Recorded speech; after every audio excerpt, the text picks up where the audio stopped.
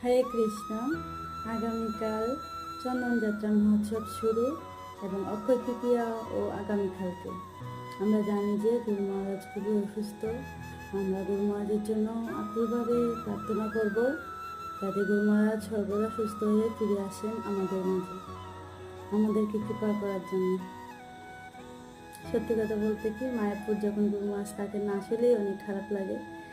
এমনিতে মন্দিরে গেলে তো গুরু মহারাজ দর্শন করতে পারি, অনেক আনন্দ লাগে। অন্যরকম একটা ফিলিংস যখন গুরু মহারাজ থাকেন মায়াপুরে।